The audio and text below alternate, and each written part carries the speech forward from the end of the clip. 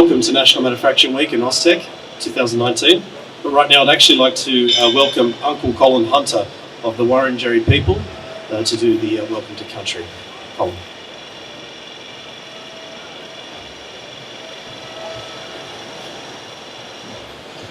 Yeah, thank you.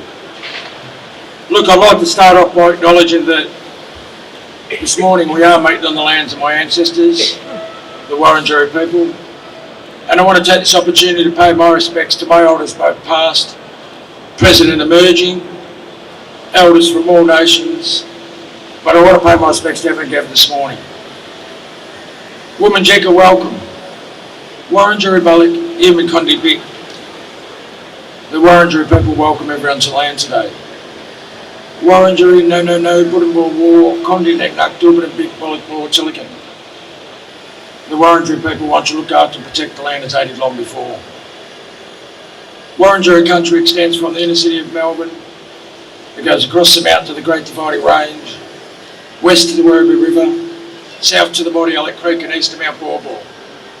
And the Wurundjeri people are part of the Kulin Nation and of the Wurrung language group.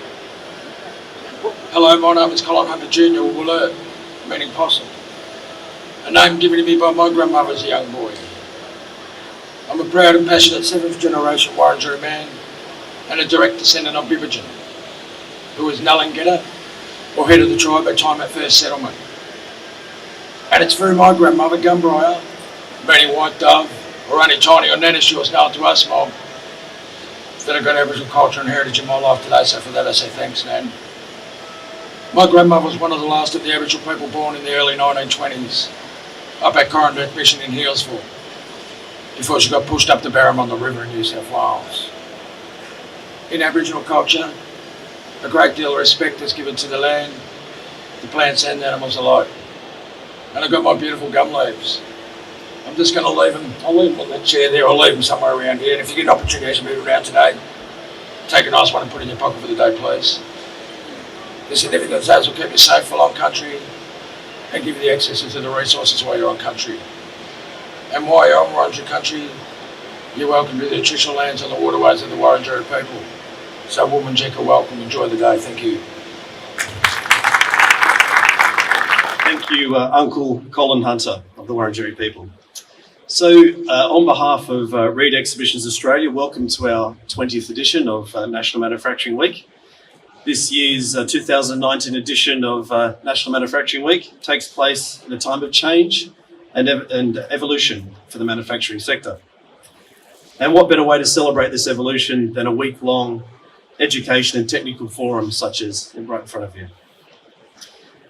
These large-scale industry events don't happen by themselves, so I'd like to thank our partners, AMTIL, the Australian Manufacturing Technology Institute, and the Advanced Manufacturing Growth Centre, for your ongoing support and valuable advice in putting together this event.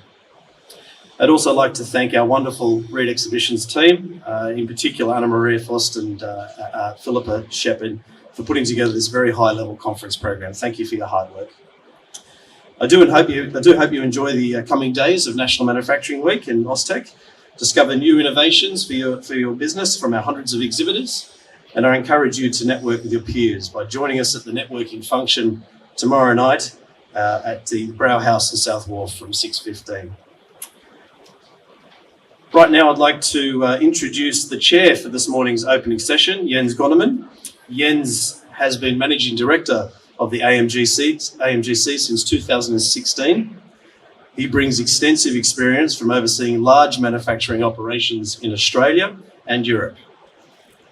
Jens served as Managing Director of Airbus Group Australia Pacific and Airbus Helicopters. Before his 7-year appointment to Australia, Jens spent 6 years in Germany with the former European Aeronautic Defence and Space Company, EADS, today known as Airbus Group.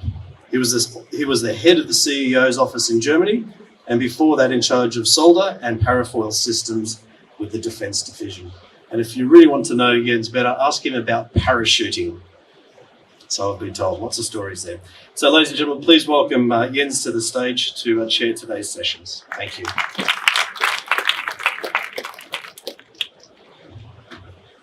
Thank you, Robbie. Don't get me started on that topic. First of all, Uncle Colin Hunter, thank you very much for your warm welcome, and also Robbie for your kind words. Now, noise can be perceived subjectively as positive or negative. What you hear in the background is manufacturing noise, so don't be disturbed. It is beautiful noise. It is the humming sector, and if you can't hear us, either move closer to the speakers or come closer to the front. Now, when the second last episode of Game of Thrones is unfolding next Saturday, called the federal election, then no matter who will end up on the Iron Throne of Camberos, manufacturing truly matters for Scott Lannister or Bill Targaryen, and so the outcome is clear. Manufacturing is great in Australia and has many, many promoters. On that note, another accomplished night for manufacturing is the Honourable Martin Pakula MP, the Victorian Minister for Jobs, Innovation and Trade, Minister for Racing and Minister for Sport, Tourism and major event. And what a major event we have here. Observing that for a couple of years, it's getting bigger and bigger, and so does the manufacturing sector. Minister Pakula is passionate about manufacturing and also about local content. And please join me warmly welcoming the Minister on stage. Thank you very much.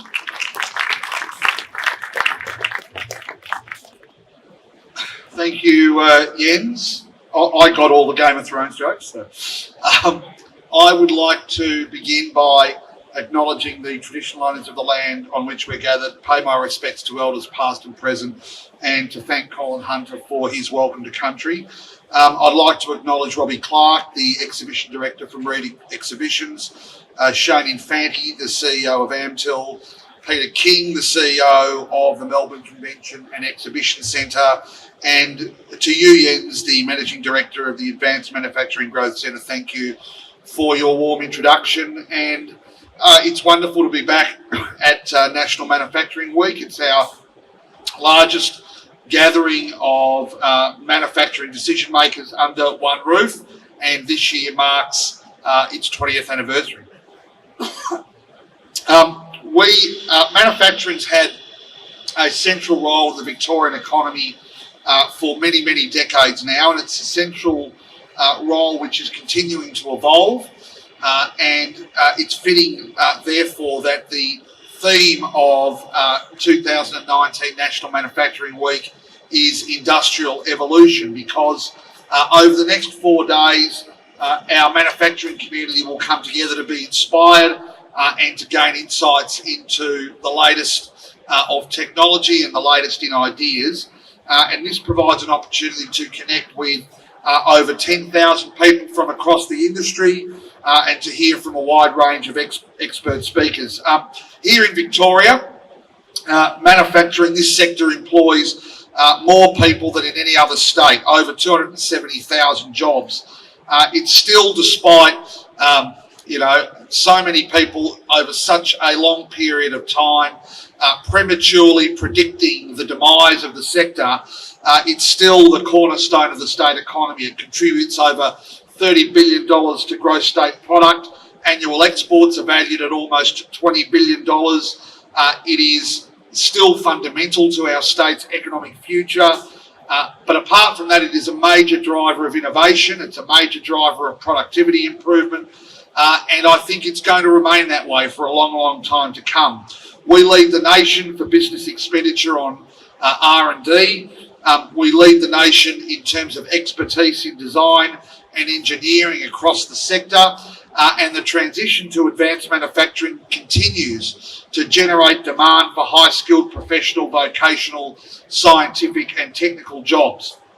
As a government, we are intent on continuing to support the manufacturing sector. We've provided over $170 million to support it since December 2014. That support has helped to create 7,000 jobs and has generated about $1.8 billion in private investment. So we're working in partnership with industry, with research organisations to ensure that our manufacturers have access to strategic services and solutions. And we've established the Additive Manufacturing Hub the Food Innovation Centre, the Medicines Manufacturing Innovation Centre. We've established regional manufacturing clusters and an advanced manufacturing industry 4.0 hub. So we're investing to develop industry trade skills. We're supporting Word Skills Australia to hold mechatronics and welding competitions at National Manufacturing Week for the first time.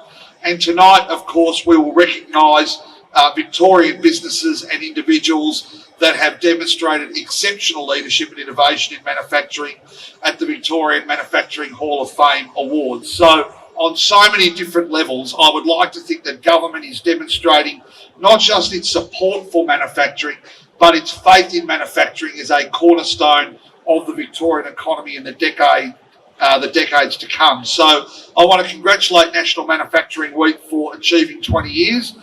We all look forward to 20 more. I want you to enjoy engaging with a broad range of outstanding local exhibitors and new technology. And I think if you do that, you will see why Victoria is and will remain at the forefront of industrial evolution. Thanks very much and enjoy the week.